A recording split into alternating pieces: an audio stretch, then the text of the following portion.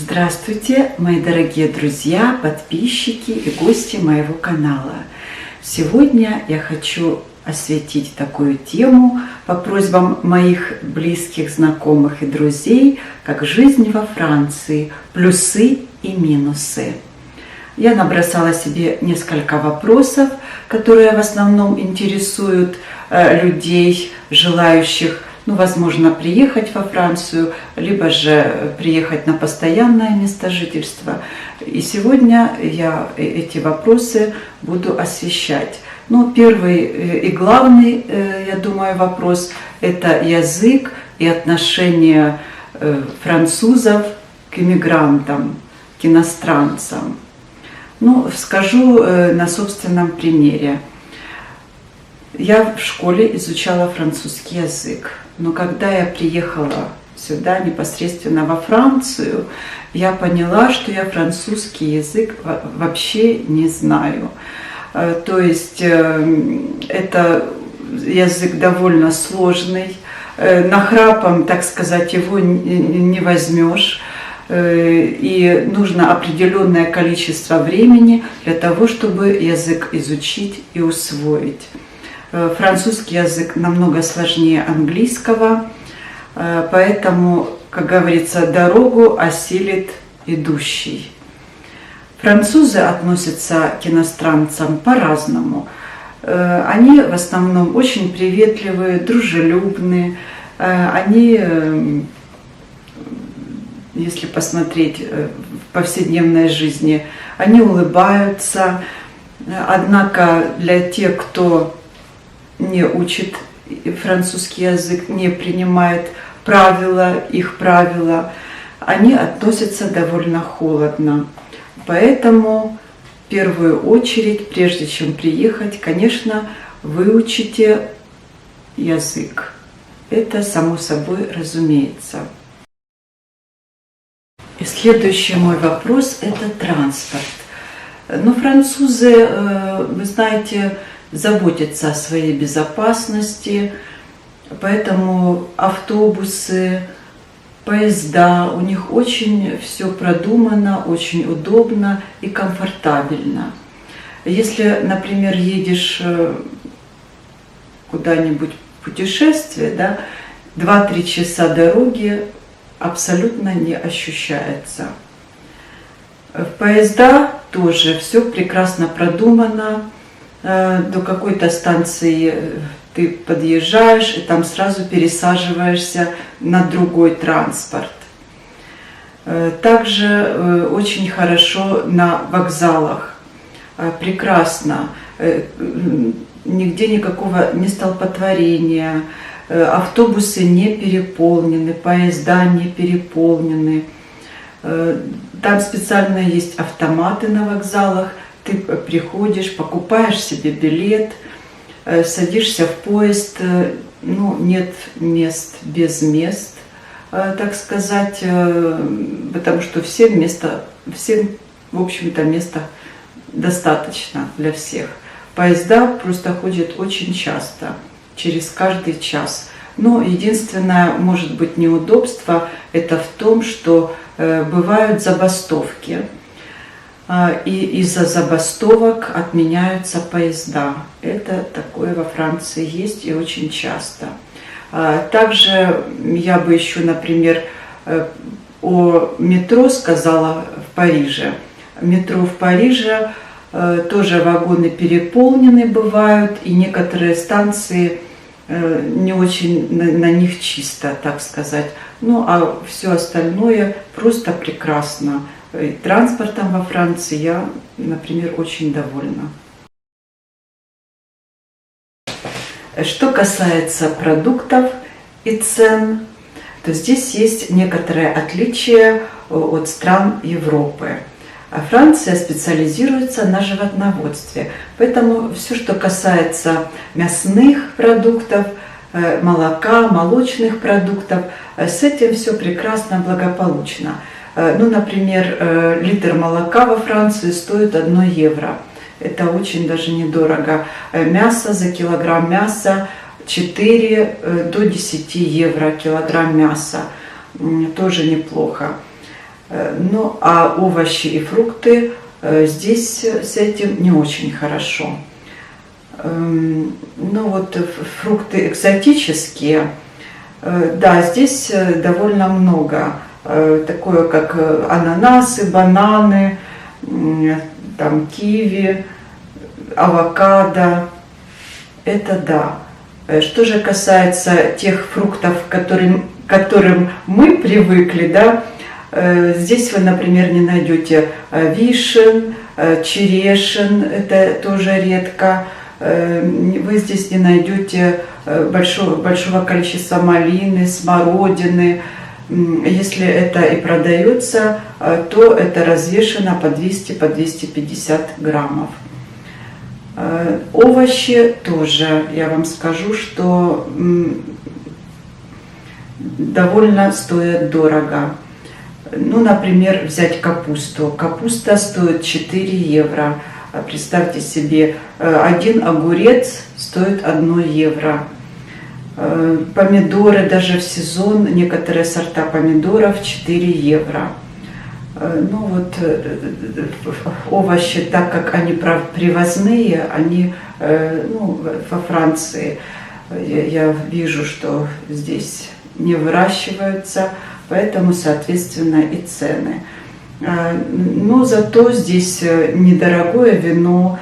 Вино, например, бутылка вина стоит дешевле, чем чашечка кофе или чая. Такое тоже есть. Если хорошая зарплата, то цены приемлемые. Следующий вопрос хочу осветить. Это что касается климата во Франции.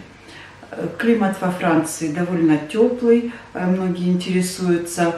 Зимы действительно теплые, лето может быть и прохладным, год на год не приходится. Но хорошая новость в том, что нет во Франции, знаете, резких таких температур, перепадов температур, когда утром минус 10, вечером плюс 10. Морозов, естественно, тоже немного, морозных дней, снега мало выпадает зимой. В общем-то, температура и климат довольно приемлемые для жизни. И еще один вопрос немаловажный для тех, кто приезжает во Францию, это безопасность. Насколько же безопасна Франция? Но вы знаете, несмотря на то, что в средствах массовой информации, да, мы слышим очень часто о протестах, о погромах, о том, что неспокойная обстановка, я вам скажу, что это в основном касается крупных городов, таких как Париж, Бордо, Лион, Марсель. В этих городах, да, периодически возникают такие ситуации, такие протесты, в которых в основном участвуют все же молодые люди. Что же касается маленьких городов, вот я, например, проживаю в небольшом городе, у нас здесь все тихо и спокойно. Конечно, не без того, что криминальные элементы существуют, проблемы во Франции существуют. Все же то, что я наблюдаю, полиции удается контролировать ситуацию. И можно сказать, что Франция более-менее безопасная страна. Еще один вопрос, который я хотела осветить, это работа и трудоустройство, что, конечно, очень и очень важно для тех, кто прибывает во Францию. Так вот, само собой разумеется, что без знания языка на хорошую, высокооплачиваемую работу вы устроиться не сможете. Даже на низкооплачиваемую работу берут тех, кто знает, у кого уровень хотя бы А1. Ну вот, по оплате труда еще хотелось добавить, минимальная заработная плата составляет 1747 евро. в месяц – это довольно неплохая зарплата. И нужно сказать, что во Франции достаточное количество свободных рабочих мест. Можно устроиться и работать. Но еще раз хочу подчеркнуть, работают в основном те, кто знает французский язык. Даже если берут людей без знания языка, с минимальным знанием, они могут работать недолгое время, не постоянно. Контракт заключают периодически через полгода. Вот на полгода заключили контракт, вы поработали, на вас посмотрели, подходите вы, не подходите, потом заключается еще раз контракт на полгода. Ну, вот такие здесь условия труда.